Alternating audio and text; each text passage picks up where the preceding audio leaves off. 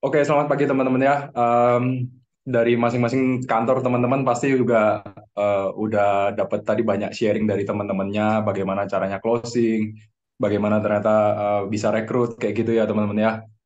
Hari ini aku mungkin nggak akan panjang, cuma semoga apa yang aku share dari pengetahuanku selama aku menjadi dokter dan menjalani profesi ini bisa membantu teman-teman untuk semakin pede untuk jalanin bisnis insurance-nya teman-teman masing-masing ya. Sebelumnya aku thank you buat KPM yang udah mempercayakan kita jadi speaker, kita bisa sharing di hari ini dan juga thank you buat Koko CC KPM yang lain yang sudah mempercayakan saya juga untuk boleh sharing di siang ini. Oke ya. Aku sharing sedikit tentang backgroundku ya teman-teman ya. Mungkin kalau nggak kenal, nggak sayang, terus juga mungkin ternyata, siapa tahu ternyata kita sebelumnya pernah berteman di masa lalu ya. Background saya TK SD itu di Banjarmasin teman-teman, di Kalimantan Selatan. Lalu tiba-tiba waktu SMP dan SMA harus pindah ke Surabaya karena disuruh nemenin Nyama. Nyama itu bobo ya, kayak nenek kayak gitu ya, nama lainnya. Nah, selama saya sekolah di Surabaya, saya cuma dititipin sama nyama saya. Terus kehidupan berjalan seperti biasa, sekolah juga seperti biasa. Kalau ditanya prestasi juga, ya saya cuma bisanya basket kayak gitu ya teman ya. Kalau pelajaran ya so-so aja, tapi waktu saya dari kecil itu punya cita yang memang ini nggak jalannya dari orang tua. Orang tua bukan seorang dokter, tapi em, saya dikasih tak kuda terus teman-teman ya. Kalau pekerjaan yang lain selain profesi itu sangat sulit, bisnis itu sangat sulit, mau dagang itu juga sulit. Jadi saya dikasih mindset yang bolak-balik itu saya cuma diarahkan untuk jadi dokter seperti itu. Nah, em, waktu saya SMA saya berdoa teman-teman kalau saya boleh diizinkan sama Tuhan, boleh nggak saya kalau jadi dokter? Tapi lewat hobi saya ini bisa mengantarkan saya jadi dokter, kayak gitu teman-teman ya. Dan ternyata puji Tuhannya doa itu terkabul. Eh, Kirim cuma rapot di Atma Jaya, ternyata nilai saya cukup teman-teman untuk masuk Jaya tanpa tes kayak gitu ya, jalur prestasi basket. Terus waktu itu udah kepikiran teman-teman, gimana ya cara bayarnya Atma Jaya kayak gitu ya. Karena kakak kelas saya sudah ada di sana, saya tanya-tanya kayak gitu ya. Eh, Waktu itu aja 10 tahun yang lalu biaya hidup aja 3 sampai 5 juta. Kebetulan saya juga memang bukan dari keluarga yang full support kayak gitu ya teman-teman ya. Tapi selalu berusaha seperti itu. Mengusahakan untuk anaknya bisa sekolah. Karena janjinya dulu modalnya cuma sekolah. Jadi tidak ada modal usaha, tidak ada modal bisnis, tidak ada termasuk modal kehidupan ya teman-teman ya. Modal kehidupannya cuma pendidikan ya. Tapi apapun yang orang tua kita udah berikan ya kita patut syukuri ya teman ya. Dan puji Tuhannya doa saya ternyata dijawab teman-teman. FK Atma Jaya saya lewat dan puji Tuhannya keterima di Brawijaya di Malang. Nah, di Brawijaya Malang inilah kehidupan saya mulai sampai sekarang ya teman-teman ya. Saya ketemu dengan istri saya sekarang Lia, itu juga waktu dulu kuliah di Kedokteran Universitas Brawijaya tahun 2011. Jadi awal mulanya ya karena saya bergumul, karena saya takut orang tua saya nggak bisa bayar selama saya hidup di Jakarta. Akhirnya Tuhan kasih jalan teman-teman di Universitas Brawijaya, dan itu pun juga jalur prestasi. Basket, bukan prestasi akademik ya teman-teman. Seperti itu. Nah, ini saya cuma sharing aja ya teman-teman. Em, Kalau saya ini benar dokter kayak gitu ya, pernah jadi koas kayak gitu ya teman-teman ya. Ini kehidupan saya. Kalau pagi sampai sore itu ya belajar jadi dokter kayak gitu. Tapi kalau sore, malam, tengah malam itu jadi pedagang teman-teman ya. Saya jualan buku, buku-buku slide kuliah itu kita cetak, kita susun, kita desain supaya teman-teman yang lain dan juga adik-adik kelas, kita jual ke adik kelas supaya mereka lebih gampang tuh belajarnya. Jadi kita jual buku slide. Nah, dari sini puji Tuhan bisa nabung teman-teman ya, dan udah mulai semester 4 itu aku udah nggak minta Sorry uang kok, SPP kayak gitu. Jadi aku cari. ini materinya Mm-mm. nggak keluar di slide-nya, di slide di Zoom-nya We Agency. Oh gitu. Iya. Coba-coba gimana ya? Kalau aku lihat di SB10 muncul sih. Ada yang salah nggak ya Mas On?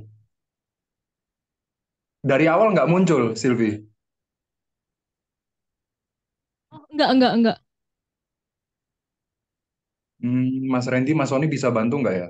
Soalnya aku lihat di layarnya SB10 muncul tuh di kantor. Kan kebetulan aku juga nggak di kantor nih. Aku dari Malang. Boleh diutak-utak dulu nggak sampai muncul? Nanti aku lanjutin.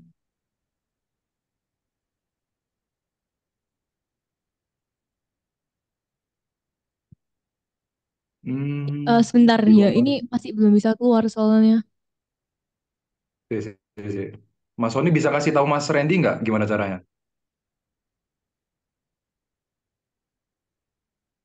Sorry ya, sebentar diaturin dulu.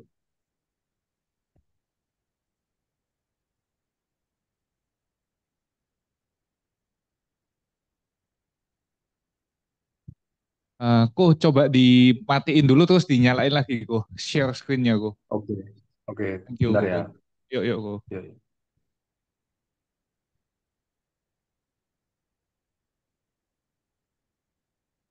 Stop share.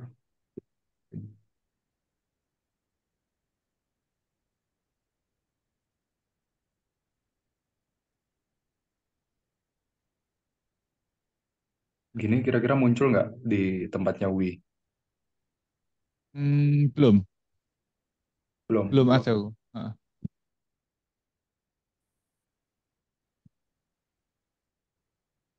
Mas boleh itu nggak tahu ini aku kirim ke ya Mas.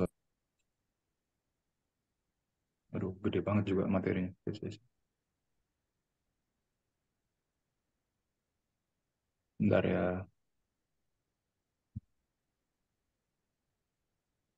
Waduh, nggak nutut aku share ke kantor 140 mega soalnya. Saya aku share dulu.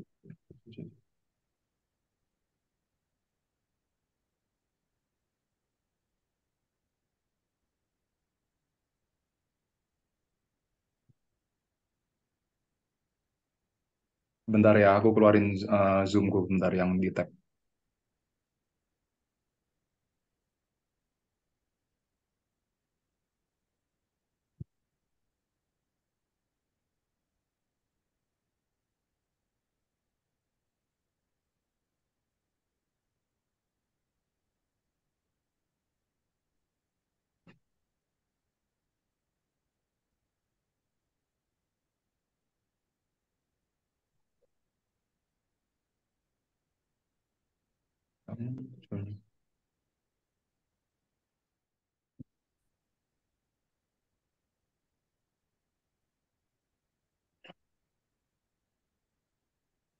Bentar ya teman-teman ya, sebentar.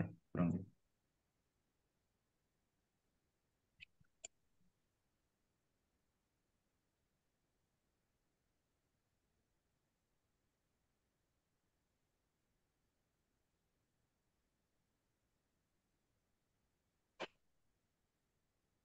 Recording in progress.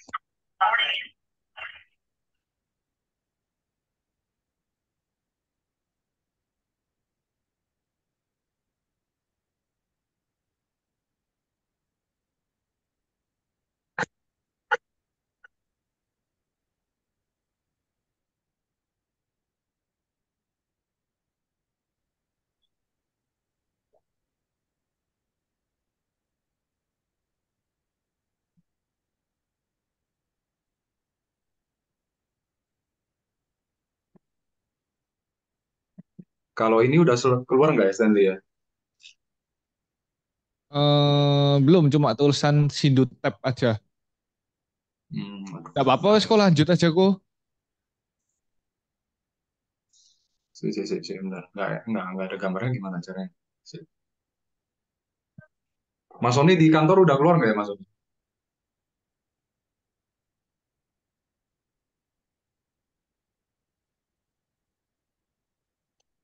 Ini sekarang aku, oke,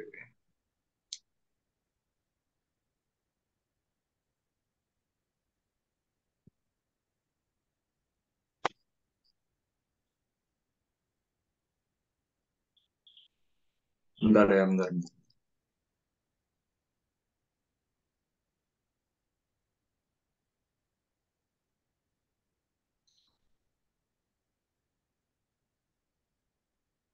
Iya, iya, nggak muncul ya. Sebentar, sebentar. Oke, oke, Zoom, Zoom.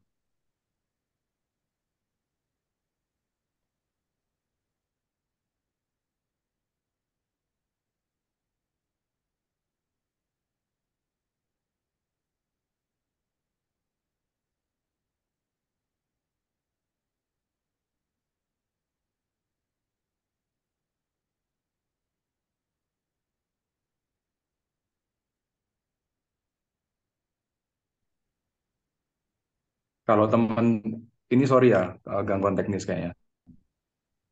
Kalau teman-teman mau, boleh sambil buka. Ini munculku. Sudah muncul ya? Udah ini buka apa ini? Facebook ya kok ya? Enggak ya? IG, Buka IG, Wigo. sorry, sorry kok. IG, IG.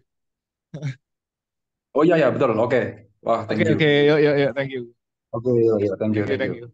Oke, aku lanjutin ya. Sorry. Nah, jadi teman-teman waktu aku kuliah di kedokteran pun pagi, siang kayak gitu tetap kuliah jadi dokter kayak gitu ya. Tapi kalau malam, nah, sampai subuh kayak gitu ya. Kadang aku ngelembur tuh sambil belajar, sambil ngerjain tugas kayak gitu ya. Sambil printerku nggak pernah berhenti teman-teman ya. Tujuannya apa ya? Cari uang, cari tambahan kayak gitu. Karena apa? Aku nggak bisa dapat apa yang aku inginkan kalau cuma ngandelin uang jajan dari orang tuaku aja. Kurang kayak gitu ya teman-teman ya. Dan juga namanya kuliah pasti kan udah punya cewek ya teman-teman, punya pasangan, punya pacar kayak gitu ya. Gimana caranya mau ngajak anak orang makan kalau kita nggak punya tambahan income kayak gitu ya. Jadi punyanya apa yang ada yang bisa dikerjain ya kita kerjain kayak gitu. Nah, tahun 2014 itu aku jadian ya sama istriku yang sekarang, Celia kayak gitu ya. Nah, waktu itu kebetulan Celia itu datang temennya kayak gitu ya, namanya Komarvel. Nah, Komarvel yang long story short adalah jadi leadernya kita sekarang. Kalau teman-teman yang lain udah tahu mungkin ya, yang baru tahu mungkin eh, dia adalah leadernya kita dan ini adalah salah satu usahanya kita juga waktu sekitar tahun 2014 sampai 2017-an buka retail kayak gitu ya teman-teman ya, alat kesehatan kayak gitu. Terus ada minuman sarang burung juga karena kebetulan mertuaku punya walet kayak gitu ya dan eh, istriku muter otak gimana caranya bisa ngasilin duit modalnya dari keluarga kita sendiri, maksudnya bahan dasarnya kayak gitu ya. Nah, dan kita juga pernah import barang teman-teman ya, import barang. Waktu itu ada pel-pelan, terus ada bolpen bentuk tulang, terus yang ini ada dokumentasinya itu yang bukan anjingnya yang dijual ya teman-teman ya, tapi yang di belakang itu kasur angin teman-teman. Nah, itu kita belajar impor. Mungkin 7-8 tahun yang lalu itu kita bermodal bayar 5 juta kalau nggak salah, bayar kelasnya ya teman-teman ya. Dikasih akses, mungkin ada yang pernah juga ikut. Nah, dikasih akses, kita boleh belanja tuh kayak di Shopee-nya sana, kayak gitu. Datengin barang, ternyata kena red line ya teman-teman ya. Barang yang harusnya sampai 3 bulan, ternyata sampainya 6 bulan. Dan harganya hancur-hancuran teman-teman. Jadi, aku di sini mau sharing, mau usahanya retail, mau usahanya jasa, mau usahanya bikin makanan, minuman, semua itu punya tantangan teman-teman ya. Ngabisin waktunya iya, modalnya juga habis banyak, dan juga kadang untungnya nggak seberapa. Bukannya aku mengecilkan bisnis yang lain, tapi aku di sini ngajak teman-teman untuk berpikir, apa nih yang ada di Prudential? Kayak gitu ya. Kenapa yang awalnya seorang Sindu dan juga Lia, yang awalnya bisnis macam-macam, coba ada hasilnya kok teman-teman. Tapi kalau dikumpul-kumpulin tuh kadang kalau lihat rekening masih sedih kayak gitu ya. Kok kapan ini sampai ratusan jutanya kayak gitu ya. Kok cuma jutaan terus gitu ya cuannya. Nah, nah disinilah pengalaman kita berjalan kayak gitu ya teman-teman ya. 2014 Komarvel datengin Lia kayak gitu ya. Awalnya cuma bilang pinjem kayak gitu ya. Mau nggak jadi timku genepin nih ya kayak gitu. Ya itu cuma jebakannya leader lah ya teman-teman ya. Tapi itu positif ya. Akhirnya Lia bukan sekedar cuma mau dipinjam namanya, tapi dia pengen aku punya polis lama banyak nih di keluargaku, tapi agennya udah nggak ada. Boleh nggak aku jadi agent untuk Lia ini belajar polis-polisnya dia, isinya apa, dia pengen tahu manfaatnya apa. Berawal tuh dari situ. Kenalan dengan Prudential 2014. Tapi kita nggak punya waktu untuk ketemu sama orang lain, nggak punya waktu untuk prospek. Akhirnya lisensi AJ itu sampai diperpanjang 2 kali. Gitu. Ini juga message buat teman-teman leader yang lain. Kalau misalnya teman-teman leader masih naksir sama agentnya teman-teman, ya cukup jaga hubungan aja. Siapa tahu di kemudian hari mereka bisa jadi partner yang bertumbuh kayak gitu ya. Nah, tahun 2017 itu waktunya kita internship. Internship itu adalah magangnya dokter sebelum boleh praktek mandiri. Nah, lihat realitanya teman-teman, waktu itu kita magangnya di Singosari, sebuah kabupaten di Malang. Kalau teman-teman dulu belum lewat tol, itu kan harus lewat Pandaan, Lawang, Singosari. Nah, kita sebelum masuk Malang ada Singosari. Kita pengabdian di sana. 1 tahun internship, itu kita lihat realita teman-teman ya. Lihat realitanya apa? Ketika orang nggak bisa bayar rumah sakit, ketika orang bingung BPJS-nya tertunggak kayak gitu ya, dan nggak bisa dipakai, itu mereka sampai harus bawa hewan peliharaannya, harus bawa kendaraannya untuk ditaruh di rumah sakit kayak gitu. Dan itu menurutku kok, wah, kok rumah sakit sama dokter kayak gitu ya? Dalam arti orang itu masuk nggak ngerti loh nanti ujungnya itu mereka bayar berapa. Dan kalau begitu mereka nggak bisa bayar ya, mereka akan jual apapun yang mereka punya. Itu realita pertama yang aku lihat kayak gitu ya. Dan yang kedua adalah begitu mereka habiskan semua biayanya, habiskan hartanya mereka, tabungannya mereka, pinjam sana sini, itu ternyata belum tentu sembuh loh teman-teman ya. Beberapa kasus kayak stroke, terus jantung itu penyakit yang bertahan lama, yang nggak bisa selesai saat itu juga, gitu ya. Dan akhirnya waktu itu Lia ngontek Ko Marvel kayak gitu ya. First case-nya dia minta diajarin gimana sih caranya prospek kayak gitu ya. Karena kita sebelumnya udah tahu kalau ada satu program namanya CCB waktu itu teman-teman ya, CCB 61. Nah, tahun 2018 kita jualannya cuma CCB 61, itu pun juga satu case di tahun 2017, 2018. Nah, itu ada tulisan momen kartu merah. Momen kartu merah tuh gini, ada satu kantor di Soekarno-Hatta, Jalan Soekarno-Hatta di Malang kayak gitu ya, yang berubah warna dari merah berubah warna dari yang lain. Nah, kita kantor-kantor di Malang itu kebagian teman-teman untuk bagiin kartunya nasabah-nasabah. Nah, karena kita waktu itu merasa nggak punya market kita di Surabaya, teman-teman kuliah di Surabaya, teman SMA di Surabaya, akhirnya kita manfaatin momen kartu merah ini. Kita kalau nggak salah kebagian cuma 20 kartu kalau nggak salah. Kita bagiin eh, ke nasabah-nasabah ya udah ya kantornya. Nah, ternyata dari situ kita dapat 2 nasabah baru teman-teman yang kita servicing, kita bantu, dan akhirnya berbuah jadi case kayak gitu ya. Dan momen di tahun 2018 ini yang membawa aku dan juga Lia bisa pesta nikah sendiri teman-teman ya. Karena yang aku cerita tadi, orang tuaku udah nggak support dalam arti memang bisnisnya lagi down, lagi turun kayak gitu ya.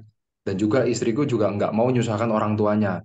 Sehingga aku sebagai pihak cowok dan juga Lia, kita pengen mandiri itu. Nggak mungkin ya, nggak lucu ya teman-teman ya, yang mestain keluarganya perempuan kayak gitu. Kan aneh gitu ya. Jadi mau nggak mau karena caranya tahun 2018 bulan Desember kita harus bisa merit dengan biaya sendiri.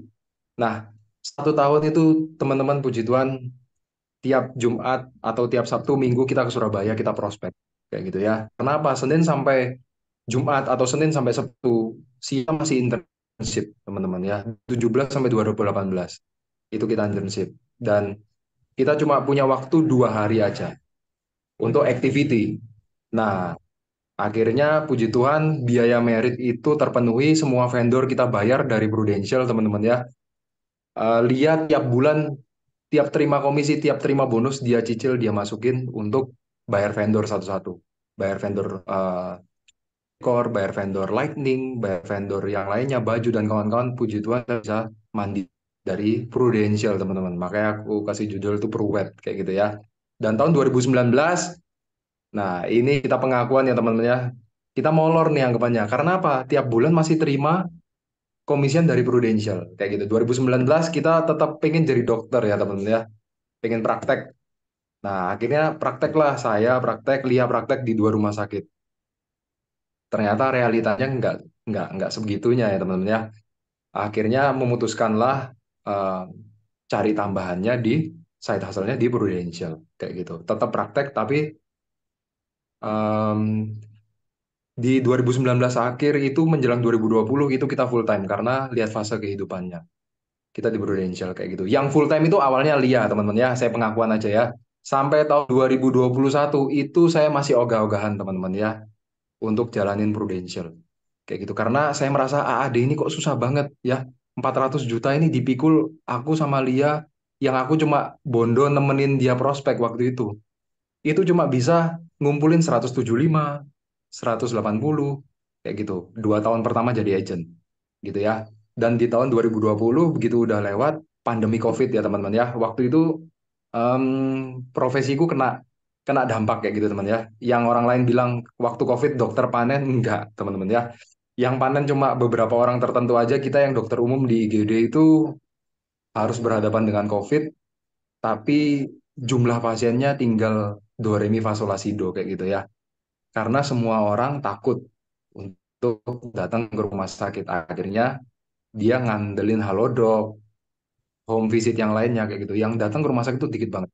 Nah, waktu itu aku lihat realita kalau incomeku turun, turun, turun, dan turun terus. Gitu ya. Sedangkan Lia waktu itu, dia memutuskan untuk resign sendiri kayak gitu ya temennya. Aku nggak ada paksaan buat dia resign. Tapi waktu itu di bulan kelimanya eh, dia mengandung kayak gitu ya, dia sakit. Dia sakit cukup parah, masuk rumah sakit kayak gitu ya, sesek, batuk. Tapi bukan karena COVID, tapi karena bronchopneumonia.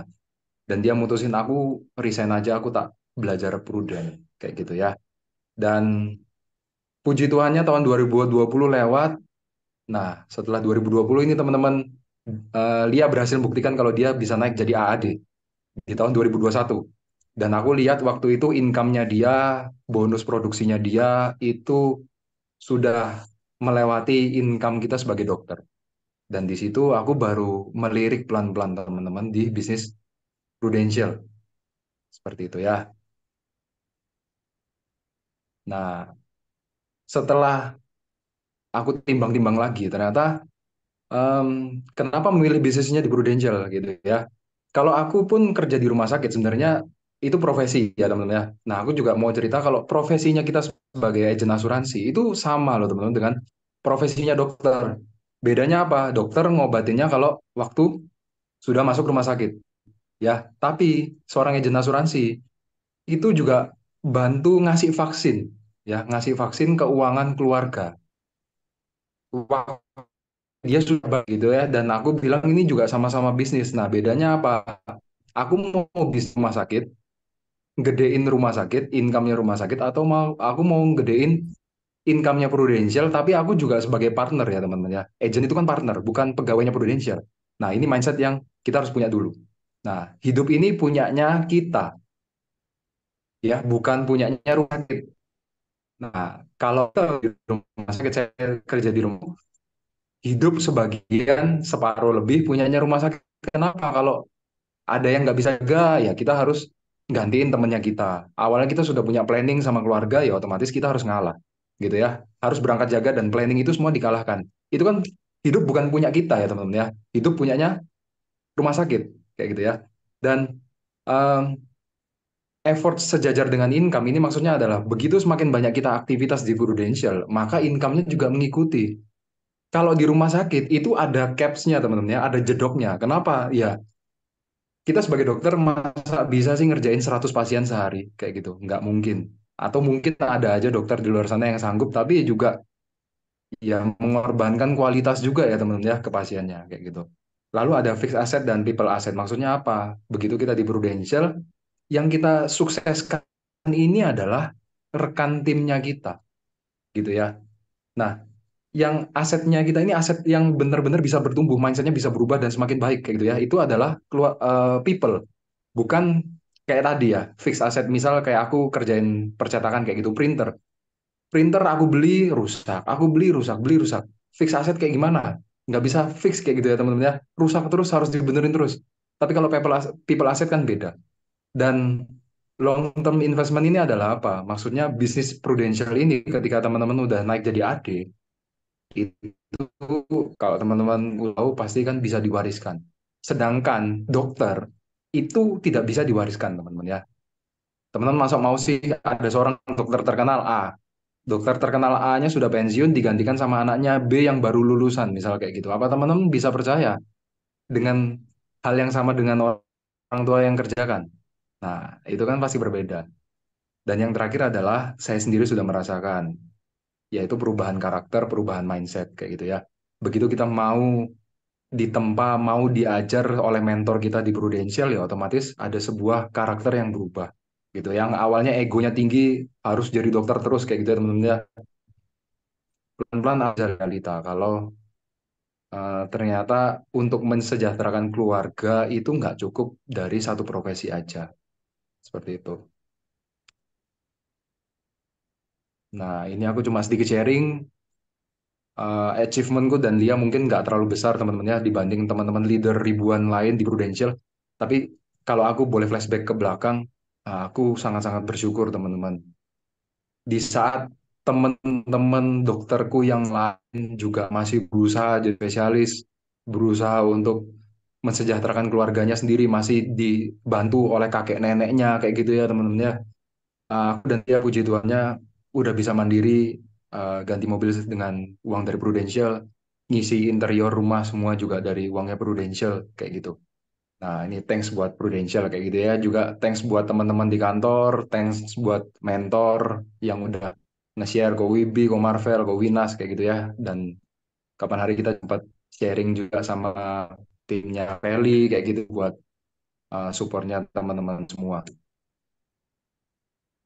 Nah, sekarang pertanyaannya adalah gimana sih caranya kita ngerunning bisnisnya kita di Prudential? Kita cuma ada tiga produk ya teman-teman ya. Mau jual hospital card, mau jual critical protection, atau mau jual legacy plan. Nah, ini semua di tangannya teman-teman masing-masing tergantung mindsetnya teman-teman. Kenapa? Kalau teman-teman mindsetnya nggak udah ngomong, aku nggak percaya sama critical protection, aku nggak percaya sama legacy plan. Kayak gitu ya. Yang teman-teman mau jual cuma hospital, hospital, hospital, hospital ya. Teman-teman akan repot sendiri. Kayak gitu ya. Tapi kalau teman-teman bisa lihat dari point of view lebih jauh, nah ternyata ada hal yang menarik nih teman-teman di critical protection yang aku hari ini mau sharing. Gitu ya. Kalau hospital card dan juga legacy tahu ya, masuk rumah bayar, kalau meninggal pun dibayar kayak gitu ya. Tapi ternyata fakta penyakit kritis itu yang paling sering dan juga aku paling sering temuin di IGD teman-teman ya. Ini Prudential kasih data yang diambil dari kontan. Ini benar-benar real teman-teman ya. Kasusnya kalau nggak stroke, cerebral vascular itu ya maksudnya ya. Terus serangan jantung, diabetes, TBC, hipertensi, PPOK, penyakit paru obstruktif ya, kanker, pneumonia, gagal ginjal, dan kecelakaan lalu lintas. 10 penyakit ini adalah 10 penyakit yang benar-benar aku lihat tiap hari teman-teman di IGD ya. Dan 5 tahun terakhir pengalamanku ini tidak memandang umur gitu ya. Sekali lagi tidak memandang umur. Jadi jangan pernah ragu untuk jual PCB 88, PSKKS ataupun yang lainnya yang sakit kritis itu ke usia sepantarannya kita 25 ke atas 30 tahun itu harus punya namanya PCB 88 teman ya. Karena ini benar-benar realita yang terjadi sekarang. Di rumah sakit coba deh iseng tanya aja ke teman-temannya teman yang juga dokter umum di IGD gitu ya. Dan ternyata ada 4 penyakit yang butuh biaya besar. Dan ini semua diproteksi sama sakit kritis punya Angel. Satu, serangan jantung, bypass jantung ya. Terus dua, stroke dan juga kemoterapi. Yang terakhir adalah cuci darah. Di sini risetnya menunjukkan kalau biayanya kurang lebih sekian. Dan ini aku mengalami sendiri teman-teman ya. 4 tahun yang lalu, sorry, mungkin sekitar 5 tahun yang lalu, mertuaku kena bypass jantung. Rumah sakit di Surabaya udah bilang biayanya satu buah Innova. Dan ini real, teman-teman. Nah, ini 5 tahun yang lalu. Belum kena inflasi yang sekarang. Nah, biaya stroke kurang lebih sekian. Kayak gitu ya. Ini aku rasa ini biaya di Malang. Kayak gitu ya. Kalau di Surabaya aku rasa ini pasti minimal 2 kali lipat. Kemoterapi juga habisnya juga ngawur 44 11 juta. Ini cuma sekali. Ya, teman-teman. Sekali dilakukan. Butuhnya berapa puluh kali. Nah, tinggal kalikan aja itu butuh ratusan juta sampai miliaran. Dan juga cuci darah. Cuci darah ini menurutku terlalu murah ya. Ini mungkin di Malang juga. Kalau setahu di Surabaya udah minimal 3 juta sampai 4 juta sekali cuci darah. Nah, yang aku mau sharing adalah, nah ini. Nah, gimana sih supaya kita pede ya? kita pede untuk jual produknya kita. Kenapa? Kalau kita nggak pede, kita nggak percaya sendiri ya, otomatis teman-teman mau cerita tentang kekuatannya PCB ini ya akan sulit gitu ya. Yang paling sering terjadi adalah stroke ya teman-teman ya. Sorry kalau gambarnya kecilan, itu nunjukin sign-nya of stroke kayak gitu ya. Lemah separuh badan gitu ya. Kadang pusing berputar, kadang juga melihat tulisan bisa dua. Yang paling sering juga bicara itu pelo ya. Kadang juga disertai pusing yang sangat pusing, kayak nyerinya itu kayak thunderstorm bilangnya kayak gitu ya. Itu tanda-tanda dari stroke. Nah, stroke ini sangat gampang teman-teman untuk diklaim. Nah, sebelum mau ngomong tentang klaim, ada dua macam jenis stroke. Satu trombosis, yang kedua adalah iskemik dan juga hemorrhagic. Kayak gitu. Hemorrhagic itu perdarahan. Nah, perdarahan ini macam-macam teman-teman ya. Ada epidural, ada intracerebral, ada subdural. Ini tergantung letak perdarahannya. Ada yang di tengah, di pinggir, ada yang di selnya. Intinya kayak gitu ya. Dan juga ada iskemik. Iskemik ini dibagi dua.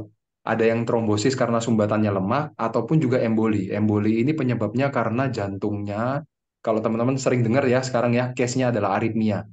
Nah, aritmia itu jantungnya itu cuma getar gini aja teman-teman ya. Nah, si emboli lemak itu bisa lepas. Dan bahayanya apa?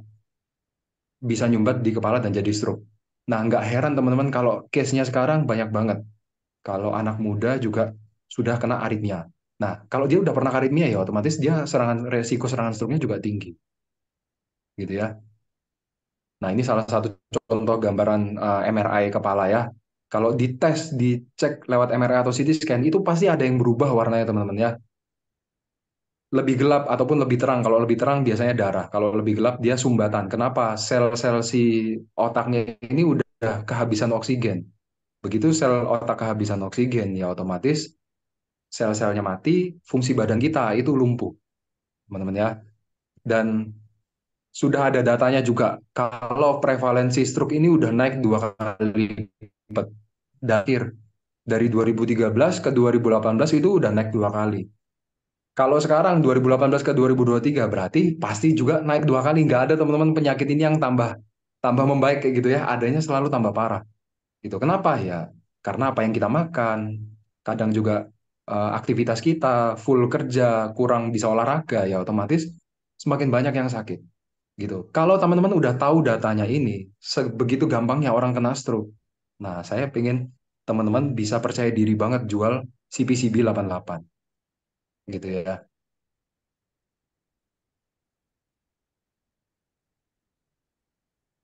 Nah, kriteria klaimnya kita langsung buka kitabnya aja teman-teman ya.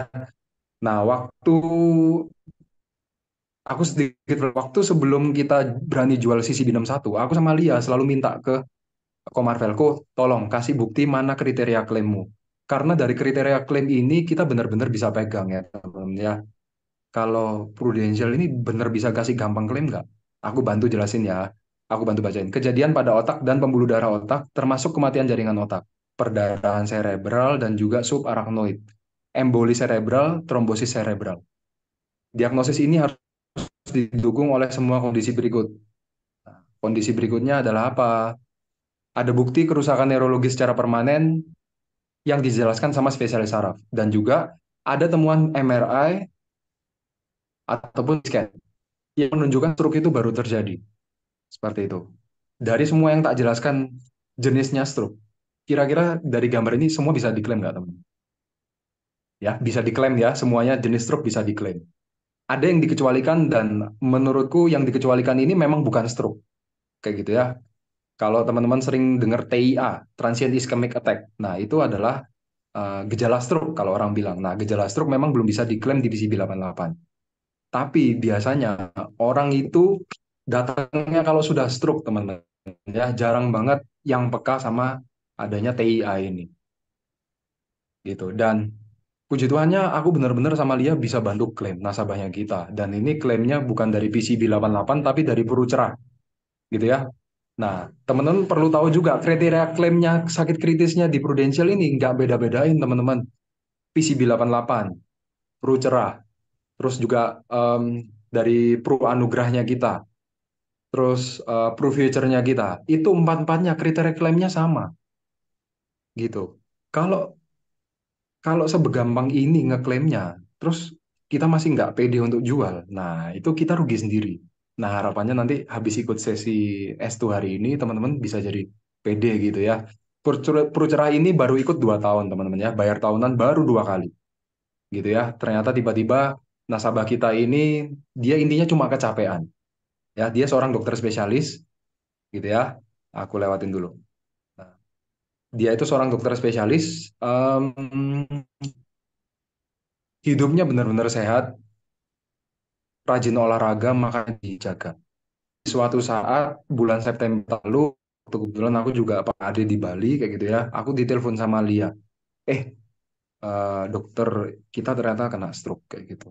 Waduh, kayak gitu ya. Dan aku em, dan juga waktu itu PH-nya belum 2 tahun teman-teman ya. PPH-nya yang awalnya mau dipakai ternyata nggak bisa dipakai karena harus reimburse. Oke, nggak ada masalah. Dia bilang it's okay, nggak apa-apa.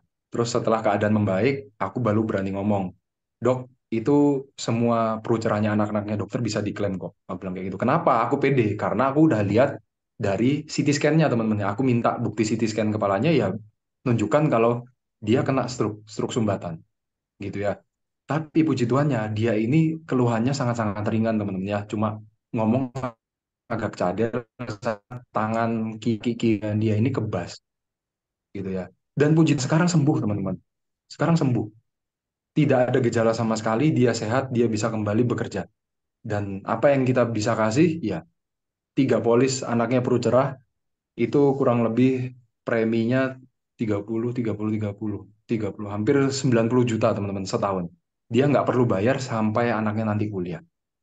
Gitu ya. Nah, betapa powerfulnya ya teman-teman ya, ketika kita berani prospek, kita berani meyakinkan orang kalau ini pasti bisa diklaim. Dan teman-teman nggak perlu khawatir.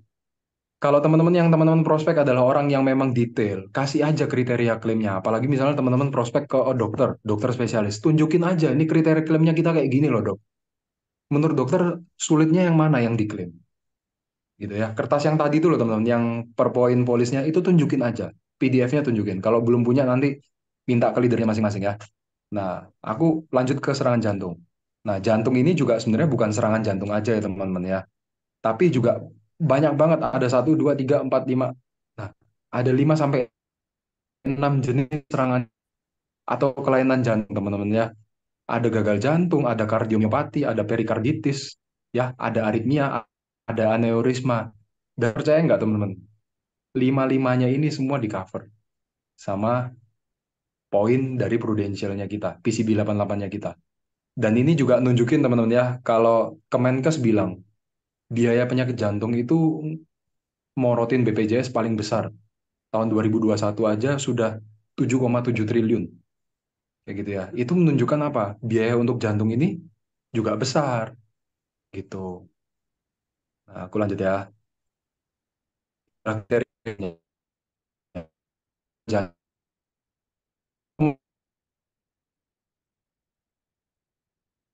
teman-teman, yang pertama ditelepon adalah agent atau teman-teman sendiri. Karena teman-teman akan bantu nyarikan rumah sakit dan juga dokter yang bisa nanganin eh, serangan jantung ini dengan baik. Nah, teman-teman mulai dari sekarang pikir tuh, rumah sakit mana yang teman-teman percaya? Misal di rumah sakit Surabaya kayak gitu ya, yang punya pemeriksaan enzim jantung, gitu ya, yang lengkap lah, ekokardiografi. Kenapa? Begitu nasabahnya teman-teman harus dilarikan ke rumah sakit, teman-teman udah tahu nih di rumah sakit itu bisa data-datanya bisa teman-teman ambil dan juga bisa diklaimkan, gitu. Nah, ini pengalaman ini harus kita jual teman-teman pada saat kita prospek. Misal nih ya, udah ngobrolnya udah cukup dalam dan juga terakhir kita tinggal jual pengalamannya kita terhadap program ini. Teman-teman harus jual. Oh, Coach, kalau serangan jantung itu kalau di Prudential, aku belajarin lebih dalam ya, C polisnya. Jadi aku nggak percaya omongannya orang kalau ini cuma gampang diklaim, tapi aku pegang buktinya, C. Kalau ada 5 syarat, 3 aja udah bisa klaim. Satu, ada nyeri dada yang khas. Yang kedua, EKG-nya harus ada yang berubah. Dan itu pasti ya teman, kalau serangan jantung ya pasti EKG-nya berubah. Yang ketiga, ada enzim jantungnya harus ningkat, C. Kayak gitu. Nah, ada lagi poin fraksi ejeksi, itu ngeceknya pakai ekokardiografi. Itu harus kurang dari 50%. Kalau serangan jantung awal, aku rasa mungkin nggak sampai lebih parah dari ini. Tapi enzim CKMB sama troponin T atau I, ini teman-teman harus dicek. Begitu ini dua enzim naik, EKG berubah, nyeri dada khas, langsung pasti bisa klaim si serangan jantung. Nah, jadi begitu nasabahnya teman-teman udah mulai kayaknya tertarik kayak gitu ya, teman-teman harus jual nih kriteria klaimnya stroke, kriteria klaimnya jantung, itu teman-teman harus bisa cerita gitu. Ada juga poin kardiomiopati parah. Kardiomiopati parah itu adalah gagal jantung gitu ya. Jadi fungsi jantungnya melemah. Nah, yang bisa diklaim itu kalau dia udah gampang banget capek, jalan sedikit ngos-ngosan kayak gitu ya. Itu termasuk NYHA kelas 4. Teman-teman lihat aja yang kelas 4 yang bawah, ketidakmampuan untuk aktivitas fisik tanpa ada keluhan apapun kayak gitu ya. Jadi dia gampang banget untuk sesek kayak gitu ya. Kardiomiopati ini baru bisa diklaim. Lalu ada pembedahan pembuluh darah aorta kayak gitu ya. Kemarin kalau teman-teman pernah ngikutin ada leadernya Prudential yang awalnya perlu kayak gitu ya, aortanya kayak gitu ya di Jakarta kayak gitu. Tapi ternyata Tuhan berkata lain, ternyata nggak sempat karena memang ini case-nya juga sangat sulit kayak gitu teman-teman ya, dan sangat berhubungan dengan nyawa.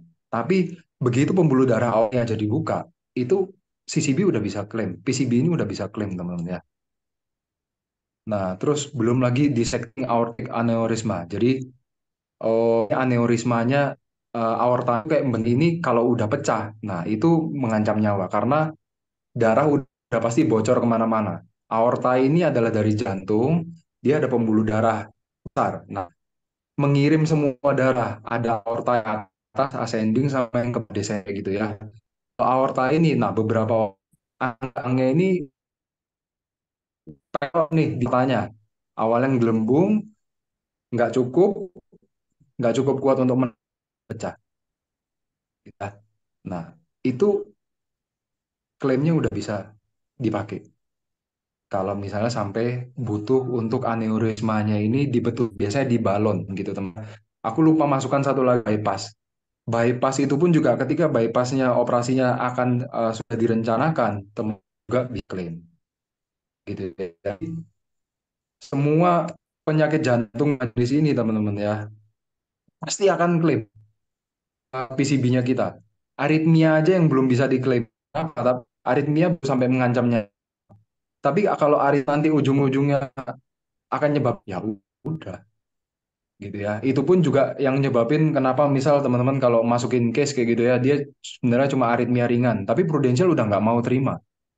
Ya karena aritmia ini juga cikal bakalnya akan terjadinya penyakit-penyakit yang lain gitu. Ini juga pertanda apa teman-teman? Pertanda kalau teman-teman punya nasabah, calon nasabah yang sehat, yang nggak punya sakit apa-apa, itu yang teman-teman harus kasih empatinya ke mereka, kayak gitu loh. Kalau nanti sudah ada sakit, itu bukannya mereka yang mau, tapi perusahaan yang nggak mau untuk terima mereka, gitu. Dan kesempatannya adalah ketika mereka sehat, gitu ya. Karena sesimpel apapun kalau sudah nyenggol-nyenggol organ penting kayak gitu ya, aritmia, hipertensi, itu akan sangat sulit teman-teman untuk punya PCB 88. Gitu. Untuk jantung sudah, aku lanjut lagi ke cancer. Cancer ini juga sangat gampang untuk diklaim teman-teman ya. Sebenarnya cancer cell ini apa sih? Sebenarnya itu juga sel yang sehat gitu ya. Tapi tiba-tiba dia berubah. Tiba-tiba dia berpaling hati kayak gitu ya. Yang awalnya dia baik, tiba-tiba jadi jahat. Teman-teman kira-kira bisa ngatur nggak selnya teman-teman di dalam badan yang kita puji Tuhan sampai sekarang masih sehat. Tapi kalau misalnya beberapa tahun ke depan tiba-tiba sel kita jadi berubah jadi ganas, jadi sel cancer. Nah, ini juga ngasih tahu ke kita kalau kita udah percaya sama akan yang pasti terjadi ini, ya kita juga minimal harus punya buat diri kita sendiri, teman-teman ya. PCB 88 ini kenapa? Siapa sih bisa klaim, teman-teman? Dan itu udah ditunjukin sama gambar ya. Kalau cowok yang paling sering kanker prostat, kalau yang cewek paling sering kanker payudara sama kanker serviks. Gitu ya. Sekarang juga cancer juga bertambah aneh-aneh kayak gitu ya. Kulit aja sekarang bisa jadi cancer. Gitu ya. Tenggorokan aja bisa jadi cancer. Kan itu juga sering teman-teman cuma nggak ngerti apa. Kadang mereka yang sakit di luar sana ya mereka lagi berusaha berjuang. Tapi mereka nggak akan keluar-keluar kan di status, oh ya aku lagi aku lagi sakit nih, lagi sakit cancer. Enggak kan? Mereka juga berjuang lewat jalannya mereka masing-masing. Tapi cancer ini benar-benar ada dan juga sangat banyak kejadiannya teman-teman ya. Nah, klaimnya cancer itu benar juga gampang teman-teman ya. Aku bacain wordingnya, itu tumor ganas di pertumbuhan tidak terkendali. Dan penyebaran sel ganasnya itu sampai invasi dan juga merusak jaringan normal.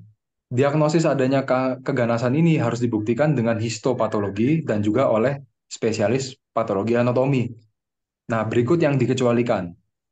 Kalau Prudential sudah tulis yang dikecualikan, berarti semua yang tidak ditulis di hal yang dikecualikan ini berarti bisa diklaim, gitu ya. Nah, aku bahas dari case yang paling sering.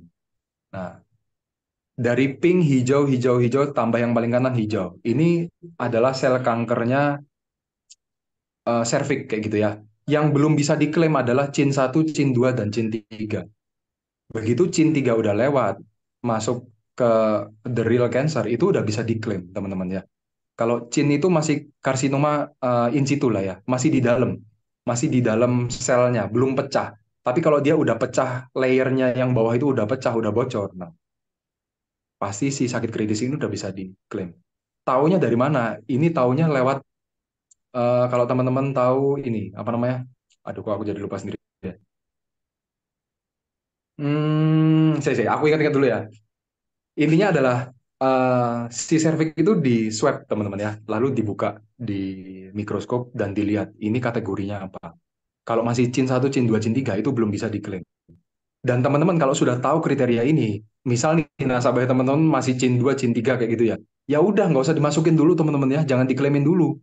Ya, peluang besar pasti CIN 3 ini akan berubah jadi invasif karsinoma dan itu udah bisa diklaim. Nah, teman-teman hari ini udah tahu, sudah tahu ilmunya, otomatis nanti waktu di pengalaman di lapangan juga lebih pede kayak gitu ya. Oh ya, nasabah masih kena CIN 1 atau CIN 3 kayak gitu. Ya udah, jangan diklaim dulu aja ya. Nasabah suruh berobat. Tapi nanti kalau misalnya berubah jadi karsinoma yang invasif ya itu baru bisa diklaim. Ya, itu dari yang kanker serviks yang paling sering. Terus yang kedua adalah ini, kanker prostat. Nah, kanker prostat itu yang dikecualikan adalah stadium 1. Stadium 1 itu masih ada nodul kecil aja teman-teman di prostatnya. Nah, si prostat ini dia dibagi dua lobus kayak gitu ya, kanan sama kiri anggapnya kayak gitu ya. Kalau T1 cuma ada di satu lobus. Begitu dia udah ada di kedua lobus, kanan sama kiri, itu udah naik jadi T2. Nah, kalau sudah T2 ini, pasti sudah bisa diklaim teman-teman si PCB-nya. Dan biasanya si prostat ini akan munculkan gejala kalau dia udah semuanya kena. Atau stadium 3 atau stadium 4. Nah, baru dia akan kerasa nih. Si cowok ini akan merasa sulit. Kok pipis jadi sulit ya? Kok jadi nyantet-nyantet ya kalau pipis? Kenapa? Kalau teman-teman lihat dari gambarnya sendiri, itu prostat ada di bawah kandung kemih. Nah, prostat ini yang untuk ngasih nutrisi ya teman-teman. Kayak gitu. Ke spermanya si cowok. Kayak gitu ya. Itu organ prostat. Nah, kalau prostat ini sampai mengeras, sampai ada cancer, kendala untuk pipisnya dia akan terganggu. Nah, ini teman-teman juga harus ceritain gitu ya. Kalau di polisnya kita di PCB ini sangat bisa untuk diklaim karena Prudential nggak akan mempersulit untuk ngeklaim teman-teman ya gitu. Dan yang terakhir nih, nah ini jenis-jenis cancer kayak gitu ya. Nah, cancer yang dikecualikan dari kulit itu adalah cancer yang squamous cell carcinoma sama basal cell kalau nggak salah. Selain squamous cell dan basal cell itu bisa diklaim. Nah, kalau teman-teman ada lihat influencer 2-3 tahun yang lalu kayak gitu ya, aku nggak nyebut nama, dia ada sharing di Instagramnya dia kalau dia kena melanoma. Umurnya baru 23 teman-teman ya. Tiba-tiba ada melanoma. Itu kanker yang paling ganas. Dan ternyata juga memang nggak survive sampai sekarang. Itu udah dibawa sampai Singapura loh teman-teman ya. Kena kanker melanoma. Dan melanoma ini bisa diklaim. Basal sel sama squamous cell itu masih bisa diobati. Dan juga kayaknya sepengetahuanku logikanya kayaknya karena masih gampang untuk diobati akhirnya ya Prudential mengecualikan sel yang squamous sama basal cell kayak gitu ya. Dan yang lainnya itu yang dikecualikan ada eh, Leukemia yang limfositik kronik. Nah, leukemia pun juga macam-macam teman-teman ya, jenisnya ada 6 jenis. Tapi yang dikecualikan cuma satu sama Prudential. Kayak gitu ya, mikrokarsinoma papiler kandung kemih. Itu juga sel yang kecil banget, mikro. Nggak mungkin teman-teman di Indonesia orang itu akan sadar kalau dia selnya masih kecil. Dan aku pasti yakinin kalau kanker ini pasti bisa diklaim. Gitu ya, tinggal tunggu waktunya aja. Nah, ini bukti yang aku benar-benar lihat teman-teman ya. Ini klaim dari teman kantor kita di Trusty, Ko Andi kayak gitu ya. Dia bisa bantu nasabahnya 9,8 miliar teman-teman. 9,8 miliar ini cuma kalau nggak salah waktu itu aku dengar dia kanker payudara baru stadium 2 gitu ya. Teman-teman bayangin kalau dia ikut 9,8 miliar, itu apa nggak dicek dari ujung kepala sampai ujung kaki? Pasti dicek teman-teman ya. Ikutnya 9 miliar dan itu dia ikut sehat semua teman-teman. Kalau kalau dokter lagi meriksa nasabah yang baru mau ikut, aku bener-bener lihat kayak gitu ya teman-teman. Disuruh buka baju, diraba, ketiak diraba, payudara diraba, kayak gitu ya, selangkangan-selangkangan diraba, gitu. Kenapa? Ya itu tempat-tempat sering terjadinya benjolan. Dan coba lihat teman-teman, itu baru 11 bulan ikut teman-teman. Dan udah bisa cair 9,8 miliar. Nah, ya teman-teman harus pede untuk jual PCB 88. Kenapa? Buktinya udah banyak teman-teman, bukti klaimnya udah banyak. Ya, nah, yang penyakit yang tersering terakhir adalah gagal ginjal. Kayak gitu ya. Nah, gagal ginjal pun teman-teman harus tahu juga, gagal ginjalnya ada yang akut, ada yang kronis. Gitu ya. Gagal ginjal akut itu kalau teman-teman dengar yang tempo hari lalu adalah kasusnya di anak-anak yang paling sering. Ya, tiba-tiba semua obat sirup ditarik. Nah, kenapa? Ya karena ternyata ada curiga kebocoran bahan kimia tertentu yang diambil sama pabrik kimia, pabrik obat kayak gitu yang dipakai bahan dasarnya ternyata itu bikin ginjalnya eh, bengkak kayak gitu ya. Bengkaknya tapi cuma akut, cuma sementara.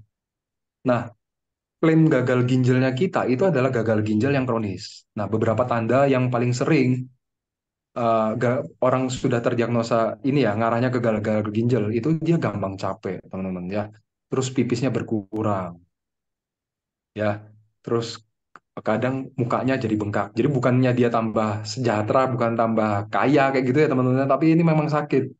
Jadi mukanya tambah bundar kayak gitu ya. Tangan-tangan, kakinya itu kalau diraba kayak gini, dia sulit untuk kembali kayak gitu ya. Nah, itu udah tanda-tanda gagal ginjal. Ataupun juga gagal jantung itu juga bisa. Nah, tandanya gagal ginjal ini ditandai apa? Yang dia harusnya bisa menyaring darah sangat banyak, ratusan liter kayak gitu ya setiap hari. Dia turun teman-teman filtrasinya. Jadi harusnya racun dibuang, akhirnya racun itu nggak bisa keluar. Nah, itu tergantung stage-nya. Stage 1, 2, 3, 4. Fungsi ginjalnya mewakili. Stage 1 90%, stage 3 30-50%. Nah, stage 4 itu udah bisa clean. Dan lagi teman-teman, sakit ginjal ini taunya ketika sudah stadium 3 atau stadium 4. Orang kalau gagal ginjal stadium 1 sama 2 nggak kelihatan. Ya. Dan yang paling sering menyebabkan gagal ginjal adalah minuman bersoda dan juga minuman-minuman berenergi. Ya, ini sangat jahat buat ginjalnya kita. Gitu ya. Jadi kalau teman-teman masih sering suka minum, tolong dibatasin ya. Kalau nggak mau klaim CCB-nya cepet cair. Gitu ya. Nah, ini tadi yang aku bilang ya, gejala frekuensi urinnya menurun, kayak gitu ya. Kadang juga disertai batuk, pilek, kayak gitu ya. Ini yang case-nya kemarin yang, sorry, ini yang anak-anak, yang gagal ginjal akut, kayak gitu ya. Intinya metabolismenya semua terganggu dan ginjal ini adalah organ terakhir yang memang kalau kena berarti sakitnya udah parah banget, gitu ya. Dan lagi-lagi kriteria klaimnya aku mau sharing. Nah, ini benar-benar sangat-sangat bisa diklaim teman-teman ya. Kedua fungsi ginjalnya itu sudah kerusakannya kronis dan irreversible. Itu udah pasti. Jadi wording di sini itu bukan nakut-nakutin kita.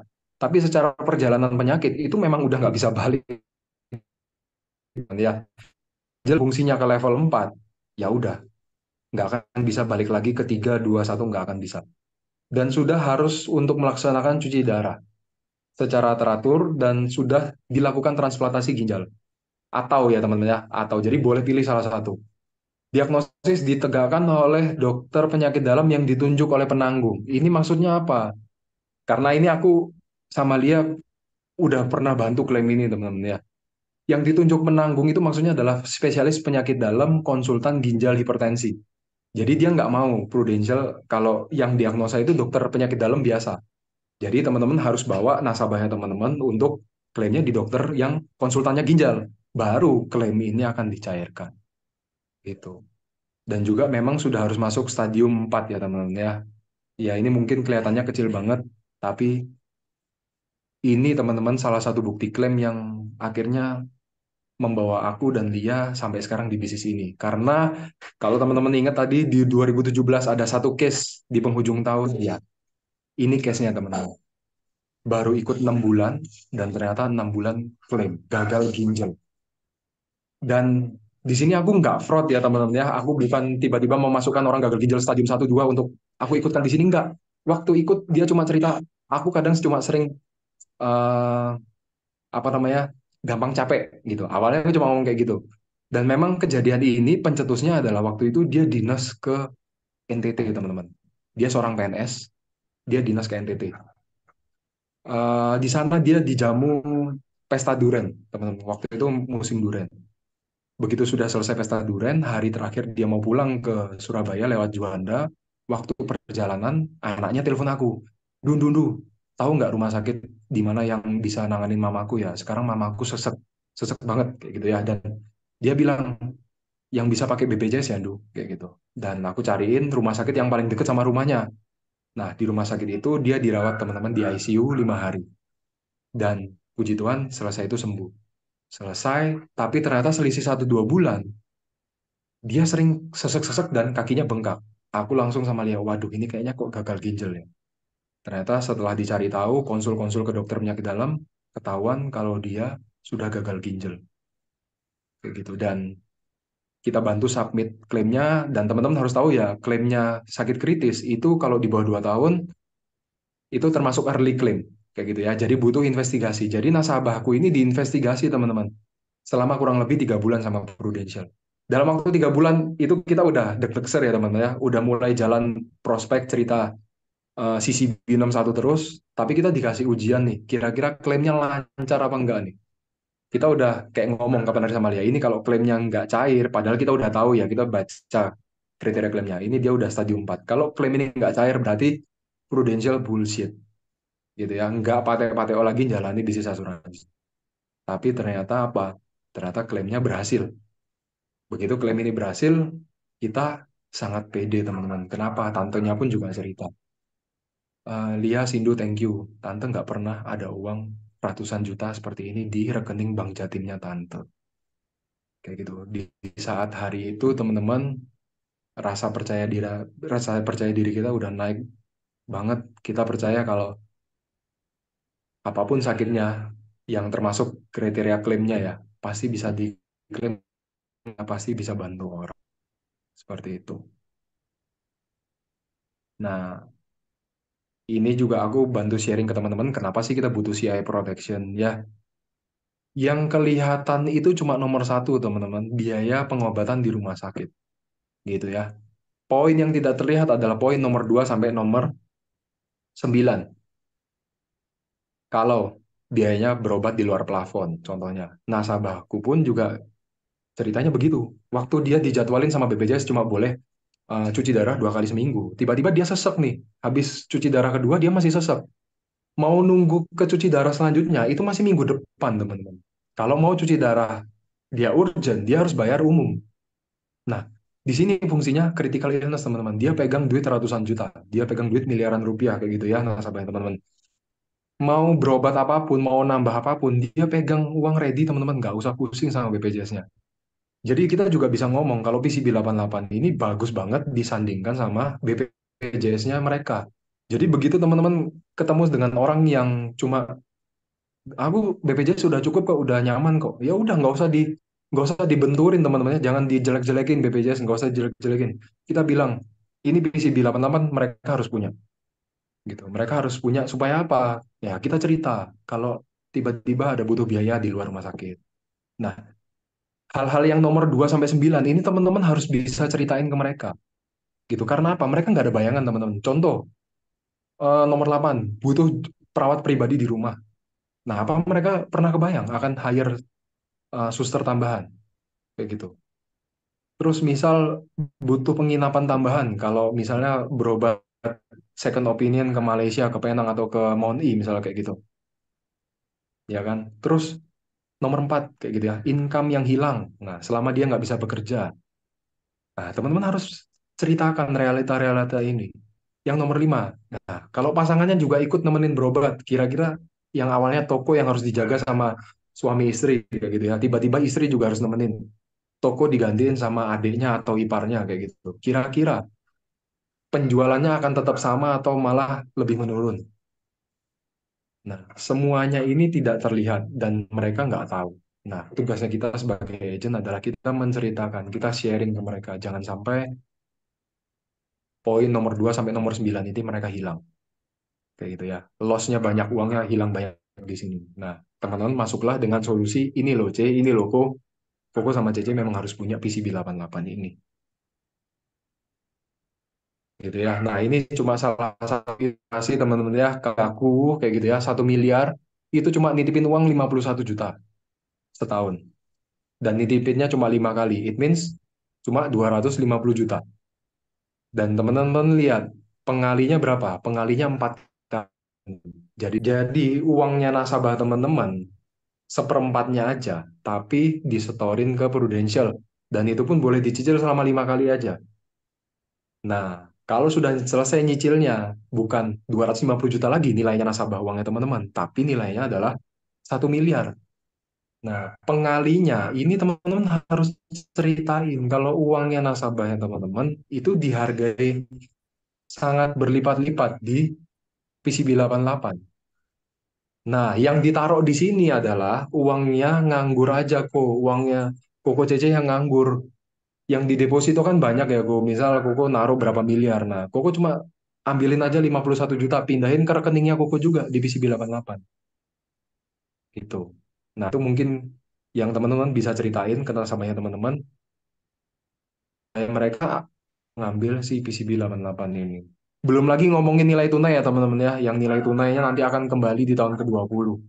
Jadi ya benar-benar ini mereka cuma titip uang. Gitu. Nah, jadi kalau kita berbisnis di asuransi sebenarnya yang penting adalah kita punya visi dan mindsetnya gimana teman-teman. Kalau teman-teman udah tahu 4 kriteria klaim penyakit terseringnya udah gampang banget untuk diklaim. Nah, sekarang teman-teman bawa nih ke aktivitas hariannya teman-teman di bisnis asuransi. Kayak gitu ya. Nah, pasti ada kan banyak yang like ataupun dislike.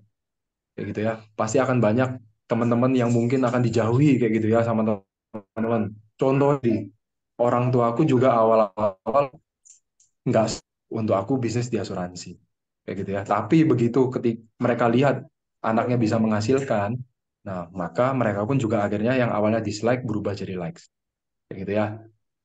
Perlu waktu dan juga proses, nggak ada yang instan teman-teman ya. Dan juga teman-teman harus bisa bedain dahulu dan sekarang. Nah ini mungkin nggak akan terjadi di teman-teman agent yang lagi baru. Tapi teman-teman udah bisa narik nih sekarang kalau aku di asuransi apa yang aku bisa perbuat kayak gitu ya. Dan teman-teman harus bisa nerima diri teman-teman sendiri kalau sekarang aku profesinya adalah seorang insurance agent atau seorang itu teman-teman harus terima. Kenapa? Kalau ditanya sama nasabahnya teman-teman, sekarang lagi repot apa yuk? Sekarang lagi repot apa? Eh, Sindu kayak gitu ya. Kalau aku nggak pernah cerita, teman-temanku yang SMA tahu kalau aku dokter kayak gitu ya. Tapi kalau aku nggak pernah nyeritain kalau aku sekarang di insurance, mereka juga nggak akan tahu, nggak akan tanya gitu ya. Dan misinya kita itu bukan minta premi, teman-teman ya. Misinya kita itu adalah tangan kita di atas. Tangan kita di atas ini maksudnya adalah tangan kita yang siap untuk memberikan uang klaimnya tadi, teman-teman ya. Dan juga teman-teman begitu visi misi ini udah jelas. Nah, tinggal 1% progress. Setiap hari semakin lebih baik. Teman udah bisa lebih baik sih. Dan juga dengan kreativitas, percaya aja pasti rule the games ini akan bermain buat teman-teman. Pasti ada income yang besar menanti teman-teman di Prudential gitu. Nah, everythingnya start from basic. Ya, bisnis insurance itu basicnya adalah memang menjual, selling the policy kayak gitu ya. Tapi inti dari bisnis ini adalah membangun tim gitu ya. Setelah kita berhasil untuk bisa selling, nah kan caranya diulang-ulang terus ya teman-teman ya. Nah, teman-teman mau nggak kalau teman-teman punya cabang lebih banyak kayak gitu? Teman-teman bisa cerita. Kalau mereka juga sama ke keluarganya, ke lingkungannya, mereka juga bisa dapat income yang sama dengan kita kayak gitu. Dan misinya kita adalah bikin mereka sukses dulu teman-teman ya. Begitu mereka sudah bisa punya income yang sama dengan kita di awal-awal jadi agent asuransi, disitulah teman-teman di endingnya akan merasakan suksesnya teman-teman. Nah, yang terakhir yang aku mau sharing adalah semua orang itu punya temboknya masing-masing gitu ya. Ada yang ngaku dari dokter kayak gitu ya, temboknya adalah awalnya adalah ego, gengsi. Mungkin ada teman-teman juga yang punya temboknya misal dari kalangan uh, yang merasa kita di bawahnya teman-teman yang lain kayak gitu ya. Kita jadi minder kayak gitu ya. Atau juga misal ada teman-teman yang merasa nggak bisa ngomong, merasa takut untuk cerita. Atau juga teman-teman yang juga misal mm, merasa juga udah sukses bisnisnya kayak gitu ya. Tapi kok mau berubah ke bisnis asuransi? Itu kan pasti ada gengsi. Pasti banyak hal ya teman-teman ya. Yang itu temboknya adalah temboknya teman-teman masing-masing. Nah, begitu teman-teman tahu temboknya, nah teman-teman harus tahu tuh cara kekuatan kelemahannya kita tahu supaya kita bisa ngasah teman-teman ya. Waktu itu aku sedikit banyak yang memberitahu kelemahanku adalah istriku sendiri. Tuh, jadi istriku bisa tahu nih kelemahannya si Indu ini apa. Kamu tuh gengsi kayak gitu ya. Kamu em, takut, kamu nggak pede sama orang. Nah, dia lempar pertanyaan ke aku kayak gitu ya teman-teman ya. Dan semua pertanyaannya itu bikin aku jebolin si tembokku ini sendiri. Nah, teman-teman juga bisa pakai itu, ceritalah ke leadernya teman-teman masing-masing. Apa yang teman-teman masih rasakan yang ganjel ini apa sih? Teman-teman nggak percaya sama PCB 88 ya. Teman-teman harus bilang, Coach, cerita ya sama leader yang ngajak. Aku masih nggak percaya sama PCB 88. Ini program sebagus apa sih? Harus cerita. Kalau teman-teman nggak cerita, teman-teman nggak tahu apa yang jadi kendala temboknya teman-teman, pasti nggak akan bisa mulai jalan untuk teman-teman prospek, teman-teman activity itu sangat sulit. Jadi teman-teman harus cerita ke mentornya teman-teman, ke leader yang ngajak teman-teman. Tapi yang memang teman-teman percaya ya, teman-teman percaya dia bisa bantu untuk ngasih ilmunya yang benar ke teman-teman. Jadi nggak sembarangan eh, orang ditanya kayak gitu ya. Misal teman-teman tahu nih Instagramnya Kowibi kayak gitu ya, ya direct message aja langsung ke Kowibi. Banyak ya teman-teman di luar sana dari kantor-kantor lain juga pakai cara kayak gitu, langsung direct message minta konsultasi kayak gitu ya. Apa yang mereka rasakan, apa yang mereka nggak percaya terhadap bisnis bro. Nah itu harus dijebolin teman. Nah itu kurang lebih eh, dari aku teman-teman dan sebelum aku nutup sharingku eh, malam kok malam pagi sore hari ini teman-teman ya.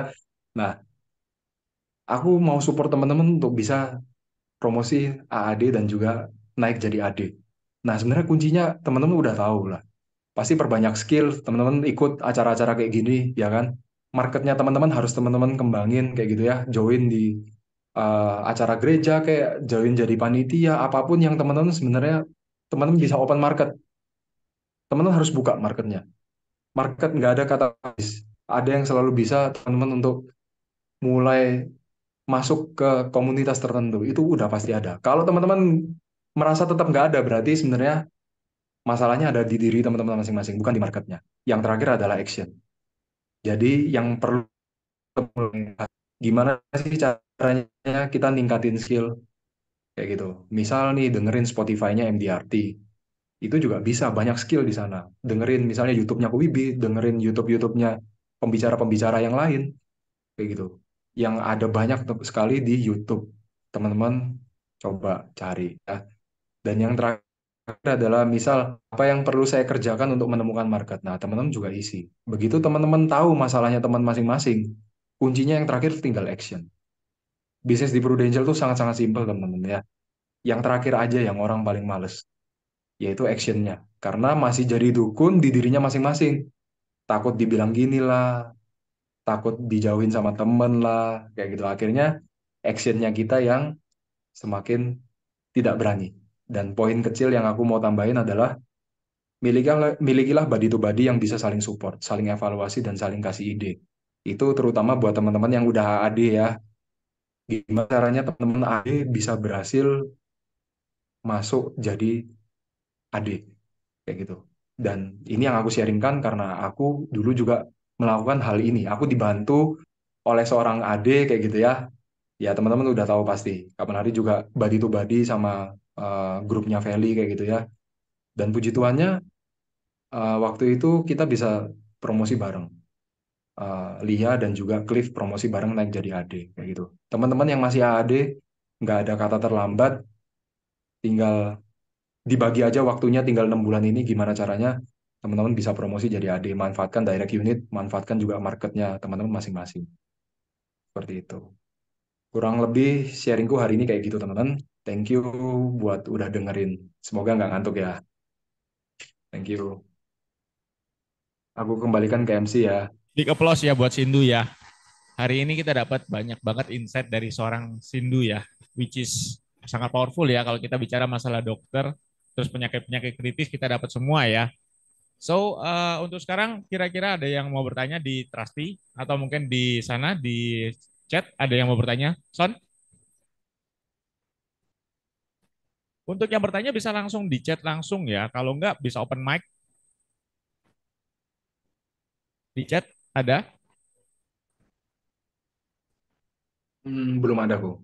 Kayaknya Oke, di belum chat. ada. Thank you loh Sindu. Banyak banget insight yang kita dapat hari ini ya. Luar biasa Sindu. Hmm. Kalau yang tanya, aku datengin temanku nggak buat sharing sedikit. Gimana Sindu? Kalau nggak ada yang tanya ya, kalau dari teman kantor yang lain nggak ada yang tanya, boleh nggak aku ngundang temanku nih, ngundang temanku buat sharing sedikit. Oh ya boleh. Gak apa-apa di Zoom ya, ya dia. Kalau nggak ada yang tanya, kalau dari kantor yang lain ada Gak yang mau apa-apa tanya nggak? langsung aja. Boleh. Lanjut langsung. Langsung Dilanjut aja dulu ya. aja Sindu sampai menunggu yang bertanya. Oke, oke. Kotejo, halo, boleh open mic nggak aku?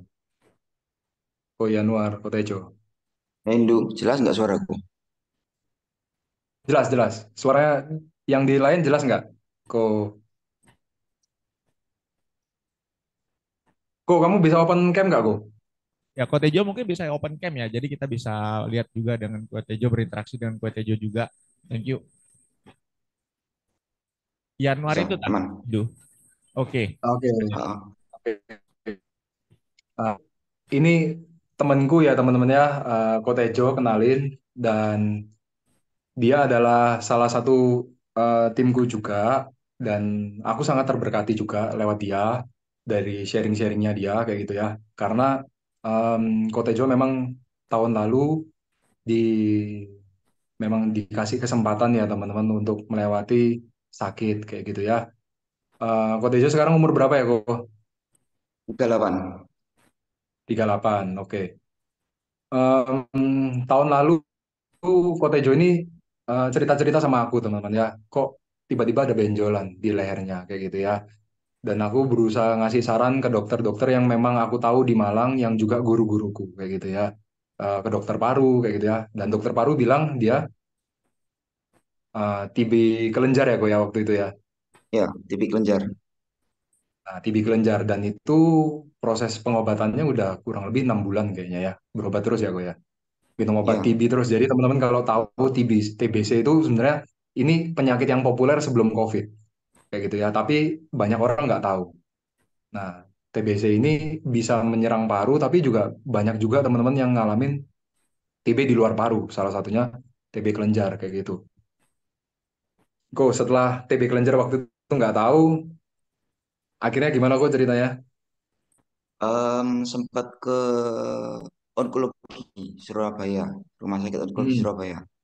Hmm. Konsultasi sama sih itu intinya harus diambil sampel kelenjarnya. Hmm. Cuman memang Gitu. waktu itu aku punya BPJS, cuman saat itu aku belum percaya sama asuransi. Oke. Betul. Itu jujur sih.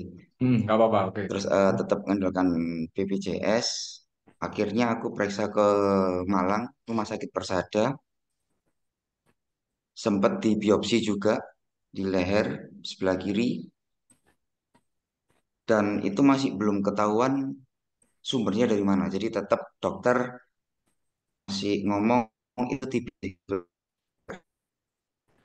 Eh, aku cari second opinion juga di Malang. Ternyata sama dokter di Malang juga dikasih tahu kalau mending periksa ke tempat lain aja karena sudah minum obat TB kelenjar sudah jalan hampir 1 tahun, cuman kok belum mengecil gitu loh. Ya. Terus akhirnya di Oke. Persada aku dirujuk ke dokter penyakit dalam. Ya. Cuman untuk di anehnya itu di dokternya bilang gini mas, masnya kemo aja. Nanti sambil tengah jalan kemo bisa tahu penyebabnya apa. Saya kan otomatis kaget loh. Aku nggak tahu penyakitku ini apa kok disuruh kemo. Ya. Terus setelah saya ke dokter onkologi lagi ke Surabaya, konsultasi lagi, dia anjurkan memang cari sumbernya aja mas. Nggak bisa kalau misalkan kita langsung diajar kemo. Hmm. Jadi oke saya rundingan dulu dengan keluarga. Akhirnya kita memutuskan untuk periksa ke Penang Hmm. dengan istilahnya gimana ya?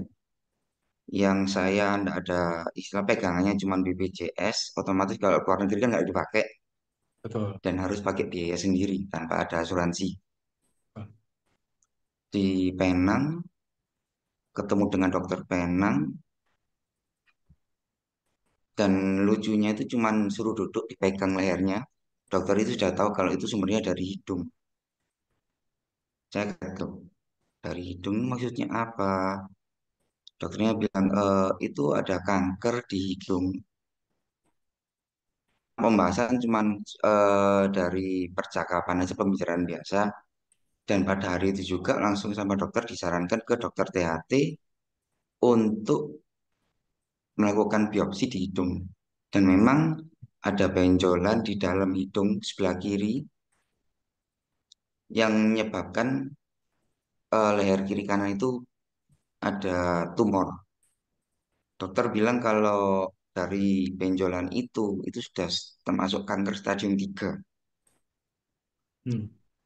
Jadi yang pas sih Sindu tadi bahasnya untuk PCB 88 itu memang benar sekali. Kalau di saya pribadi eh, nggak ada efek samping, maksudnya kayak sakit makan juga oke, berat badan juga oke. Justru dokter di Penang bilang seharusnya gejalanya itu awal pertama suara berubah. Yang Hmm. kedua sering kayak flu Hmm. dan di mata itu lebih menonjol gitu loh. Cuman dari tiga-tiganya dokter pesan ke saya itu tidak ada sama sekali efek samping. Hmm. Jadi ya normal, ya moro-moro kayak muncul tumor gitu sih. Hmm. Jadi bener ya, Go, kalau ternyata cancer itu kalau stadium 1 2 itu sulit banget orang tahu ya. Udah Ya. biasanya udah taunya stadium 3 ke atas gitu ya. Hmm. Dan puji Tuhannya Kotejo itu sekarang sudah sembuh teman-teman. Ya, puji syukur sudah selesai berobat, sudah selesai kemo dan juga sudah selesai radioterapi gitu ya. Dan yang puji Tuhannya lagi itu gini teman-teman. Waktu dia lagi proses berobat kayak gitu ya, mungkin Tuhan juga jawab keluh kesahnya Kotejo juga ya. Ternyata surprisingly yang dia cerita dia nggak percaya gitu ya.